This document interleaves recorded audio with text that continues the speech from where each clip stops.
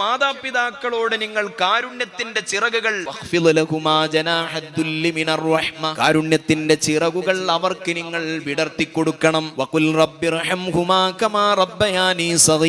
അവർക്ക് വേണ്ടി എപ്പോഴും നിങ്ങൾ ദുആ ചെയ്യണമെന്ന് പരിശുദ്ധ ഖുർആൻ ഈ ആയത്തിറങ്ങിയ പശ്ചാത്തലത്തിൽ സ്വഹാബികളിൽപ്പെട്ട ചിലർ വന്നിട്ട് നബി സല്ലല്ലാഹു അലൈഹി വസല്ലം തങ്ങളോട് ചോദിച്ചു, മാ ഹുഖൂഖുൽ വാലിദൈനി യാ റസൂലല്ലാഹ്, ഞാൻ എൻ്റെ മാതാപിതാക്കളോട് പാലിക്കേണ്ട കടമകൾ എന്താണ്? നബി സല്ലല്ലാഹു അലൈഹി വസല്ലം തങ്ങൾ ഓരോന്നോരോന്നായി വിശദീകരിച്ചു നൽകാതെ ഒരൊറ്റ വാക്കിലാണ് നബി സല്ലല്ലാഹു അലൈഹി വസല്ലം തങ്ങളുടെ മറുപടി, ഹുമാ ജന്നതുക വന്നാർ.